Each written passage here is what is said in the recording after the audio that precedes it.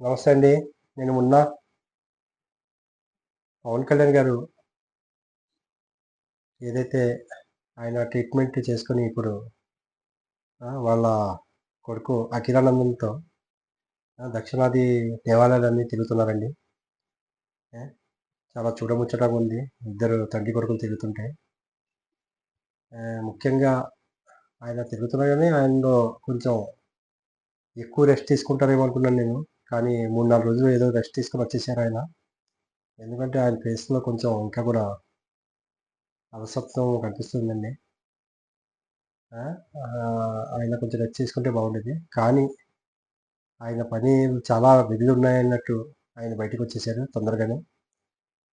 చూద్దాం ఇంకా ఆయన మంచిగా కోలుకొని ఫ్రెష్‌గా అయిపోతే ఇంకా బావుంటది మనకి. ఏదైతే తండ్రి, కొడుకులు ఇద్దరు తిరుగుతున్నారో చాలా హ్యాపీగా అనిపిస్తుంది. ఏంటంటే ఇది అందరూ అనుకునేది సనాతన ధర్మం వల్ల దేవాలయాలు తిరుగుతున్నారా అని. అలాగేం లేదండి. ఆయన ఆయనకి కొన్ని మొక్కుబడులు ఉన్నాయని చెప్పారు. అందువల్ల తిరుగుతున్నారన్నట్టు చెప్పారు.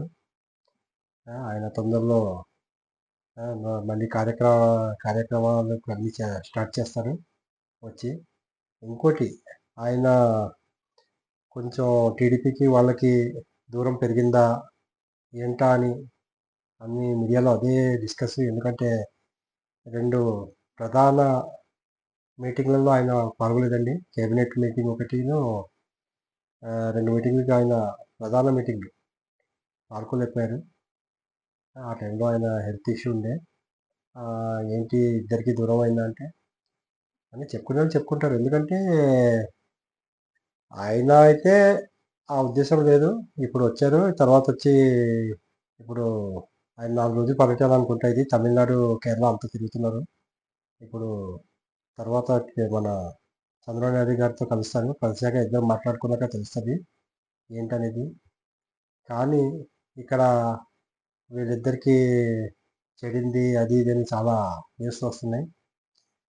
అదంతా క్రియేట్ చేస్తుంది టీడీపీ వాళ్ళేనండి. ఎందుకంటే ఆహ్, ఏదైతే పవన్ కళ్యాణ్ గారు బాలినేని గారిని వైసీపీ నుంచి ఏదైతే దూరమయ్యారో బాలినేని గారు, ఆయన్ని తీసుకోవద్దని టీడీపీ వాళ్ళు చెప్పారు కొందరు. కానీ ఆయన తీసుకోవటం జరిగింది. వాళ్ళైతే ప్రతి ఒక్కరిని తీసుకుంటున్నారు. ఏదైతే జనసేన తీసుకున్నప్పటికీ ఏంటేంటో టాపిక్‌లు ఇలాంటివి. అంటే జనసేన వ్యూహాలు ఆయనకుంటాయండి. ఏంటంటే కూటమిలోనే లాంగ్ టైమ్ ఉండిపోరు. ఆయన కూడా ఆయన పార్టీని బలోపేతం చేసుకుంటారు. కంపల్సరీ ఇప్పుడు ఫుల్లు హై రేంజ్‌లో వెళ్తుంది జనసేన పార్టీ. ఎందుకంటే ఇప్పుడు వాళ్ళ గ్రాఫ్ బాగా పెరిగింది. అలా పెంచుకుంటూ పోతారు. ఆయన ఏంటంటే ఆయనకు కావాల్సినవన్నీ సెట్ చేసుకుంటారు. ఏంటంటే ఇప్పుడు ప్రస్తుతానికి కొన్ని రోజులు కలిసి నడిస్తే కొంచెం ఇంకా బావుంటది. తర్వాత ఎవరి వాళ్ళ దారి వాళ్ళు చూసుకోవటం కూడా తప్పదు. ఎందుకంటే ఆహ్, టీడీపీ వాళ్ళది చూడండి. ఏదో నారా లోకేష్‌ని డిప్యూటీ సీఎం అది ఇది ముందు టాపిక్ లేపారు. అది కొంచెం జన సైనికులు ఎప్పుడైతే రివర్స్ అయ్యారో ఆ టాపిక్‌ని పక్కన పెట్టేశారు. అంటే ఇప్పుడు చంద్రబాబు నాయుడు బాబు నాయుడు గారి తర్వాత కంపల్సరీ లోకేష్ గారు ఆ స్థానంలో వచ్చేయాలని వాళ్ళు చూస్తున్నారు. కానీ ఇక్కడ చూస్తే కూటమిలో భాగంగా మన పవన్ కళ్యాణ్ గారు హైలైట్ అవుతున్నారు ప్రతి చోట. ఇది. అందుకని వాళ్ళ వ్యూహం ఏమిటో మనకు అర్థం కాదు. కానీ కొంచెం అలిగి ఉండొచ్చు. ఎందుకంటే ఆయన ఒక 10, 15 సంవత్సరాలు మన కూటమి కలిసే ఉండాలి అన్నట్టు చెప్పిన అతన్ని మధ్యలో ఇలాంటి ఆయన, ఆయన ఎవరు కావాలంటే ఆయన నాయకుడిని చేర్పించుకుంటారు ఆయన పార్టీలో.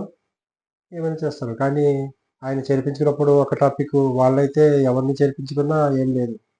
అది ఇది. అలా కాకుండా ఆయన స్థానంలో ఆయన ఎదుగుతుంటారు. టీడీపీ ఎదుగుతుంటారు.